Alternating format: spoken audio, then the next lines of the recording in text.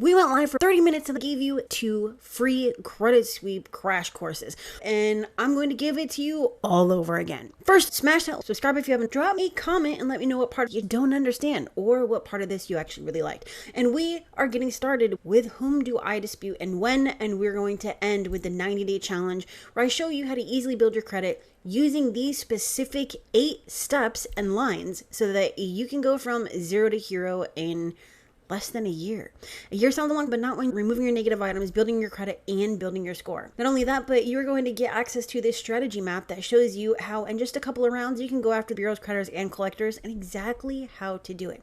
I'm breaking down the formula that I use to remove all negative items for every single client, the way to use it, the dispute flow inside of the dispute pyramid. I'm breaking down that pyramid and telling you exactly what you should use as well as how to repair your credit in 5 steps, in addition to 41 challenges and violations against the credit bureaus. But it all starts with, who the heck do I go after first? If you just don't want to deal with this stuff, use the link at the top of the screen, schedule a call with me. I'll see if I can help, all right? So screw these 2 black screen stupid lives that I did and let's get to the good stuff. If you have collections, charge-offs, late payments, it can be difficult to figure out who to go after first. Medical collections. Begin the dispute process with the credit bureaus between days 15 and 30. If you're using the debt validation method, I don't dispute with the bureaus until around 2, which is 30 days after the disputes with the collectors. Other collections. So it all depends on the type of collection, right? We have debt buyer collections, we have utilities, we have apartments, we got regular old gym and AT&T. I'm either going to dispute with the bureaus at the same time as the collector, dispute with the bureaus only, or dispute with the collector first. 3 examples. Utility collections, collector first, 30 days later bureaus. Apartments, bureaus only, car insurance, bureau and collector. Debt buyer collections, bureau only disputes. No, bureau disputes are always factual. At no time do I send out a template. I say this because it's asked all the time, and I know someone's going to drop a comment and be like, oh, I could just remove these with templates. No, you can't. It's not going to happen. Don't do it. 15 years under my belt, don't do it. Don't use templates. Charge-offs. And yes, we're going quickly because this is deja vu. If you've been following me for 10 years on YouTube, you should already know this. I normally do not dispute directly with the original creditor, but this is just my preference. If you're going to dispute directly with the original creditor, you need to dispute first with the credit bureau so that they have to actually abide by Section 623, and you can sue them if they do not comply. Instances when you would want to dispute with the creditor. If you're using a 623 direct to creditor tactic or you're requesting data specifically from them for the true date less active. With whom to dispute first. Dispute the bureaus first. Even if you're using the identity theft method or requesting specific info such as the date less active. Other courts. I personally don't write to the courts to dispute bankruptcies, but that's just my preference and not part of my method. CFPB, Consumer Financial Protection Bureau. I stick to a very strict tactic for using the CFPB. When I go to them, I have 4 to 6 rounds of disputes, violations, responses, reports, and complaints. What this means is I normally get what I want because of all the proof and documentation I have. You don't want to approach them with invalid complaints just because you didn't pay an account and they reported it. You need to prove you were violated, and the only way to do this is to put in the footwork. 41 challenges and violations. Disputes and violations, we are not going to go over all of this, but we're going to go over the most important stuff. All right? Problems, reasons, bureaus, creditors, and a quiz. We are not doing the quiz. The problem is you're sending out vague general disputes just like all these other companies are, and that is not going to remove your negative items. The solution is factual disputes. All right. As a side note here, yes, we have a ton of side notes, but there's a lot of information. This is a free crash course. I dispute not only bureaus, creditors, collectors, not only factual disputes, but also manual Metro 2 challenges, violation attacks, and e-Oscar code dispute letters. It is a lot. Trust and believe that if there were some easy way to do this, honey, I'd be doing it. I wouldn't be doing 15 years of this if it were simple. Thank you. Have a great day. These are the things you do not want to be going over. Checking for inaccuracies. These are the things that don't matter. Account number, date the account was established, high balance, credit limit, terms, frequency of payments, status, and possibly balance or past due. Unless truly inaccurate, you don't owe that balance, that past due is reported on a collection or something like that. Is the date of last payment correct? Payment amount correct? First day of delinquency? Date last active? Reflecting as a charge off correctly or incorrectly? Charge off amount incorrect? Date closed incorrect? Type of account correct? These are the things you need to be looking at. I hate it when people say, oh, my account was reported 100% accurately. No, it is not. All day, every day, I'm going to tell you that no, it is not. Okay.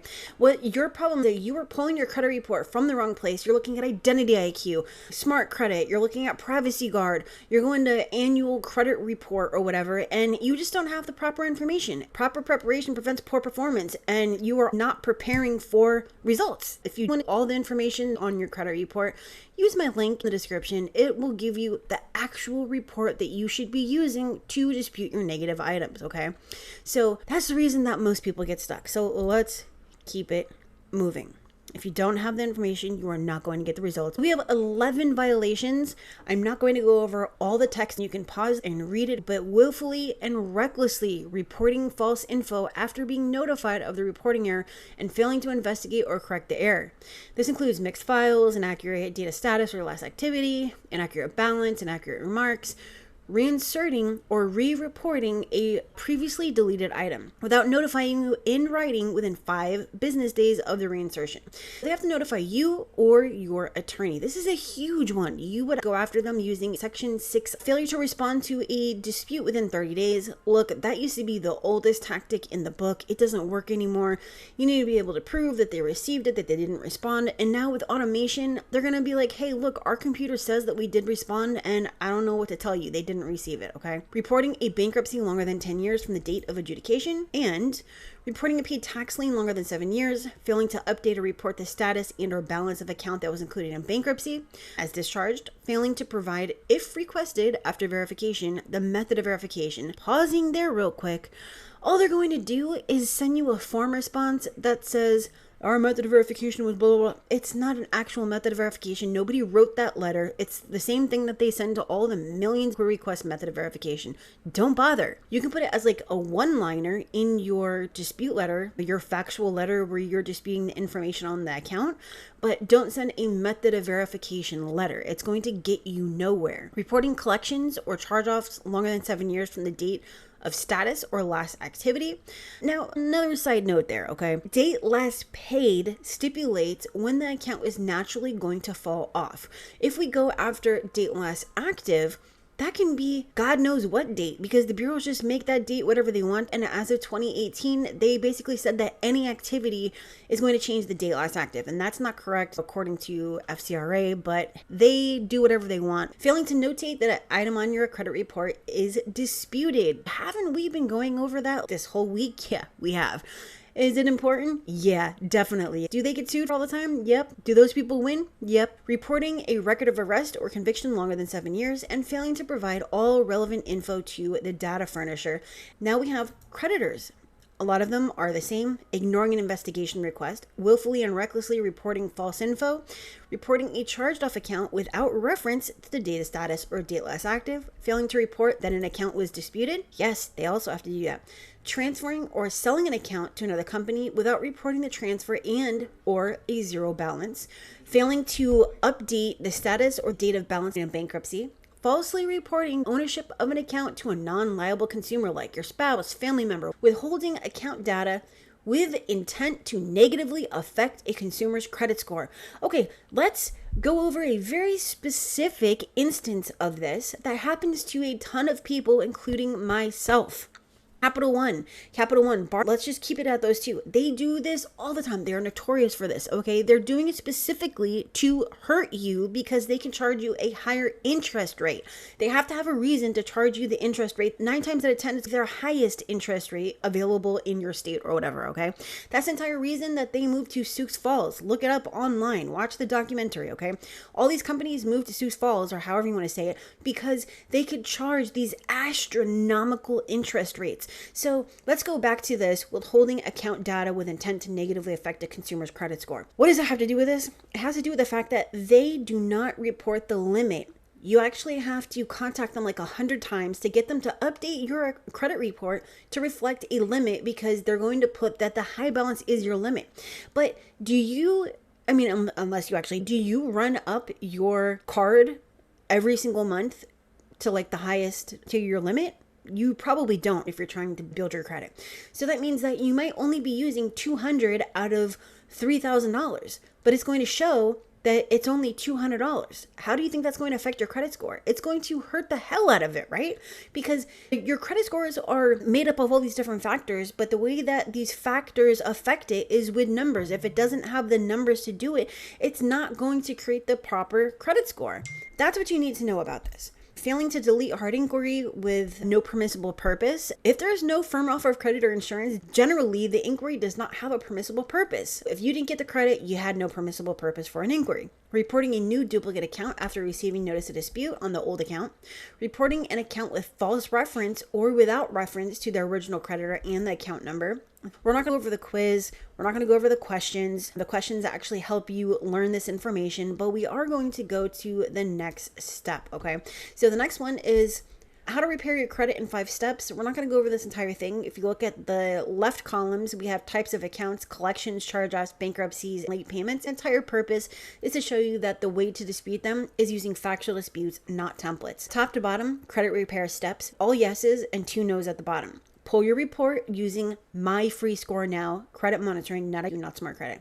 Identify all derogatory accounts. Identify 5 inaccuracies, most likely to remove the account per account. But we're only going to use 1. We're going to write a dispute reason per account using the most likely to delete. Write a simple paragraph why you're sending the letter. Do you include a ton of laws? No. Do you say it was identity theft or not mine? No. We're not going to do all that. Okay. I actually don't want to go over this. You don't need to know that stuff right now. It's basic. And yes, that is my phone going off. Sorry. Pyramid dispute reasons.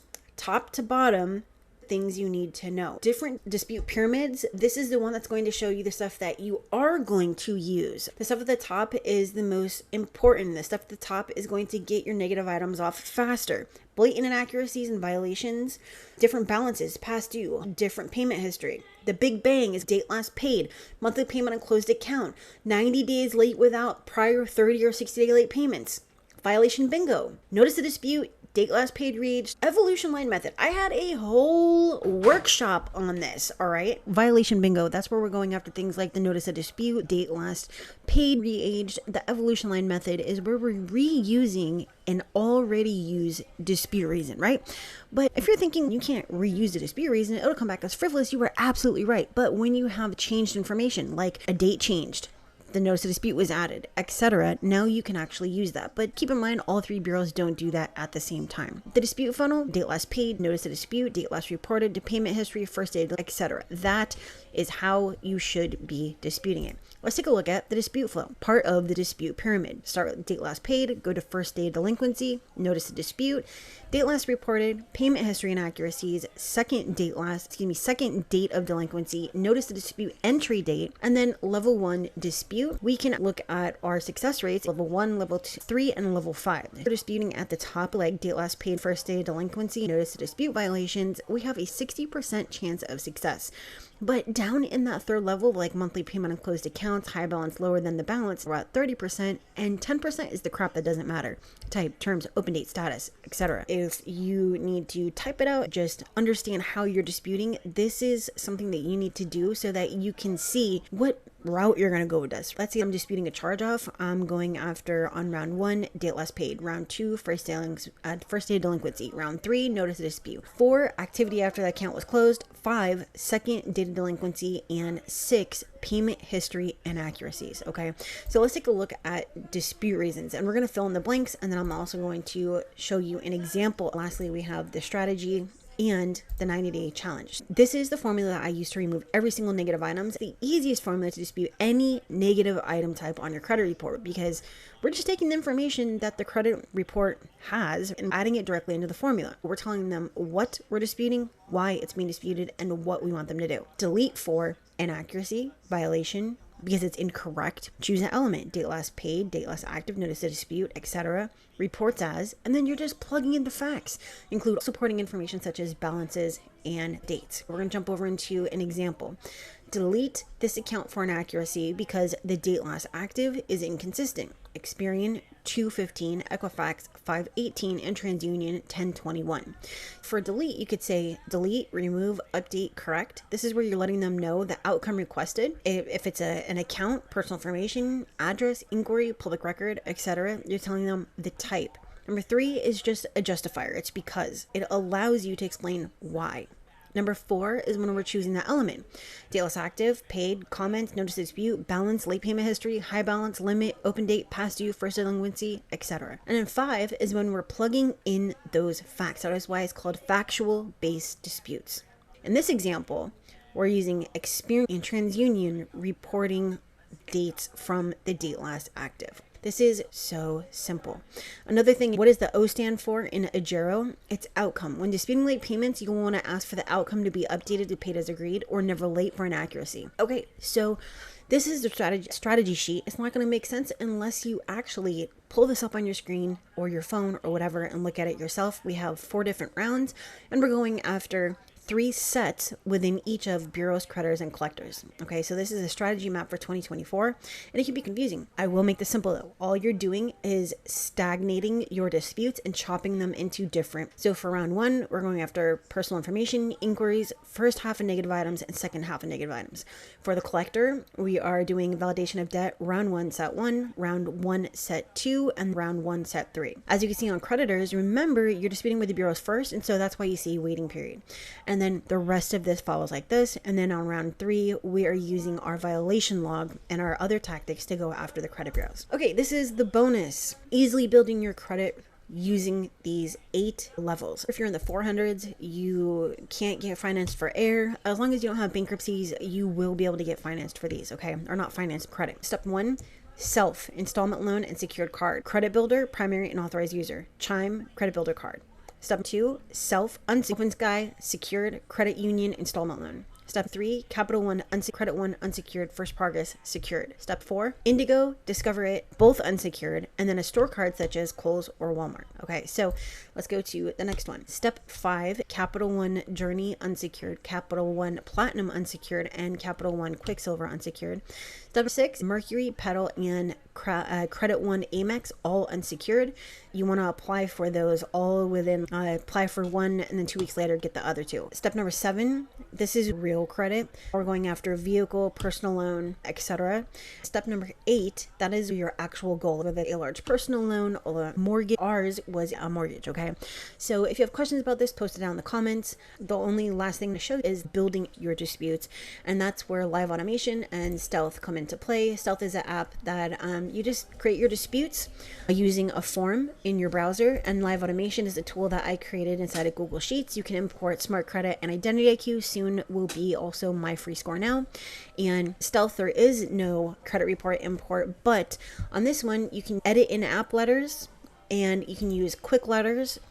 For your actual accounts, you can use one of the 300 built-in options, or you can use your own, an editor that comes with this, and it allows you to edit your letter, print it after you create it. I have thousands of users. People love it. If you want to see if I can do a credit sweep for you, use that link at the top of the screen, but this was the free credit sweep crash course. All right, so all questions, drop them down in the comment section. Share this video with someone who you think might actually need it, and smash that, because it's going to tell that you actually like this video and they will share it with other people. So I will see you later.